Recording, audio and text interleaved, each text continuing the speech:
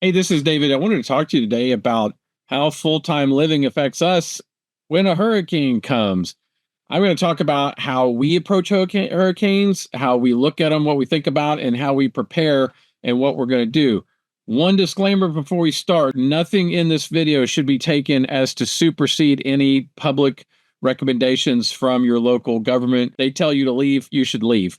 Now, I'll tell you, we have lived on the coast pretty much our entire lives. My wife and I are both from Corpus Christi, Texas, and then we did a 20-year career in the Navy. We were always stationed on the coast, and even after I retired, we did move back to Texas and spent some time in Arkansas, and now we live in Florida. So we're back on the coast where we like to be, and hurricanes have just been a part of our life our entire lives. And one thing to note, if you don't know, and maybe you do, just that there's a significant difference between hurricanes and tornadoes. Tornadoes, you kind of get a storm, a severe thunderstorm warning, and the next thing you know, there's a tornado warning, and the next thing you know, there's a tornado blowing through your neighborhood. And so those things can happen in a matter of minutes, tens of minutes, maybe. Whereas a hurricane, a hurricane's coming for days and days and days. So there's quite a lot of time to prepare, not to be complacent, but to prepare. So here's some of the things we think about and things that we do. One is during hurricane season, we keep a couple of cases of water in our RV. So every time one gets low, we go buy one more. So we're never in the situation where we need to go buy 2 or 3 cases of water. 2 cases of water will last us a long time, even if that's the only thing we're drinking. If you're staying and you're going to be in your camper, get some food for a few days. And again, do these things early. Some of it is maybe staying stocked through the hurricane season. Some of it is as soon as one pops up and it looks like it might be headed your general direction, go ahead and go on a shopping trip and go ahead and load things up. Because when everybody panics and there's a bum rush on the store and all that, is like the days before. And I always think it's kind of curious because it's not like we didn't know this was coming. There's lots of opportunity to prepare ahead of time. The other thing is to look and watch the hurricane tracks. A lot of that is determining what's the likelihood that it's going to come near me. Some of the tracking software and the models and all that really help so much more these days than they used to. You can have a pretty good idea. There's that cone of uncertainty, and the further away, further along it goes, the more uncertain it gets. But you can kind of tell where it's going, and as time goes on, that cone gets shrunk. So watch that cone of uncertainty, watch that path, and if it is coming your way or really, really close, go ahead and start making preparations and plans for potentially leaving. If there's anything that you need to do, any like repairs, start cleaning up around the RV, if you've been stationary for a long time and maybe you got a lot of stuff outside, go ahead and start cleaning that stuff up. Have you run your slides in and out?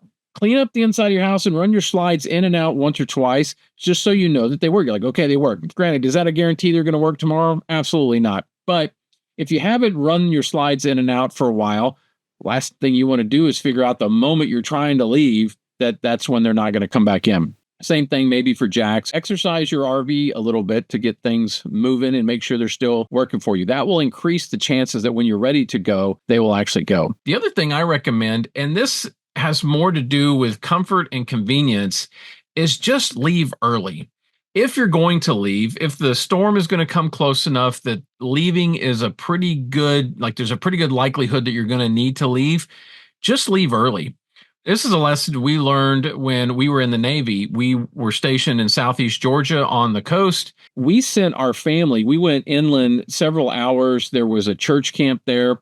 And so a lot of people from our church were just going to go and they were going to stay at the church camp several hours inland. And me and some of my other Navy buddies who were active duty, we had to report to work on a particular morning. And then they were going to tell us if we were going to evacuate or not.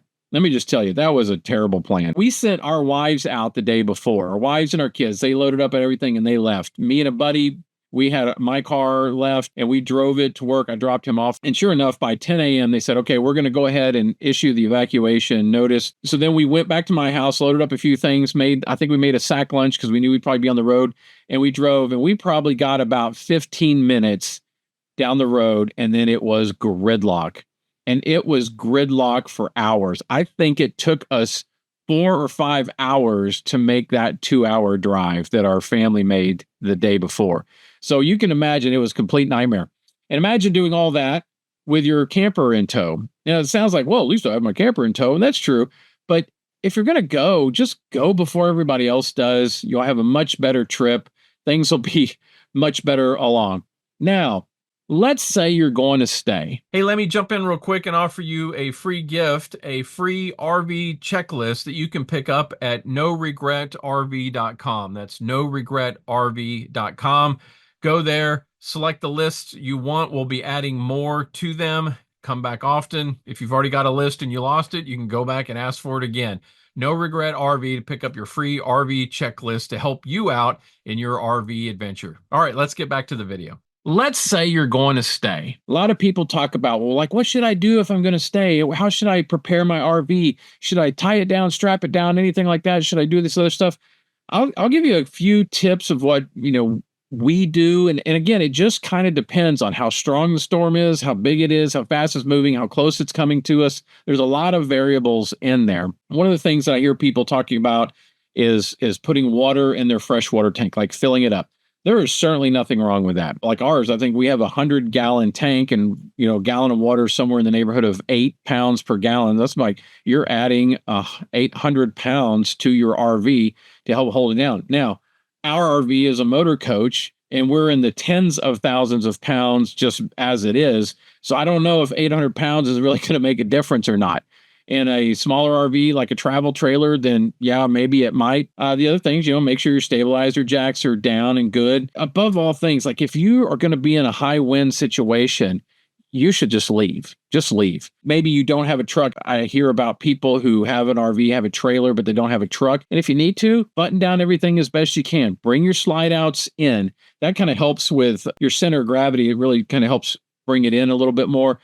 So bring your slide outs in, keep your jacks down, shut your doors and windows, and then go wherever you're going to go, whether that be a hotel or you're going to go stay, a few hours away or whatever, and just leave your RV. I would go ahead and unplug everything. I would unplug your power, unplug your water, unplug your sewer, turn your propane off, buckle it all up as if you're leaving, with the exception of your jacks. Leave your jacks down. Listen, if you have any questions, I'd love to answer them. Comment below. What do you do to prepare for a hurricane? What's one of the number one things you would do, especially if you live full time in an RV? You're like, this is my home, but I also don't want to die in my home. I don't want my home to blow over. I don't want my home to get flooded and me to be left standing in it. So what do you do to prepare for a hurricane? Hey, I'm David, the RV Shepherd. Stay safe out there. Stay dry. Stay upright. And I hope that whatever you do, whatever you choose to do, that you always choose the safest bet to keep you and your family safe. Remember, an RV could always be replaced, but your lives can't. Stay safe out there. We'll talk to you later. Bye-bye.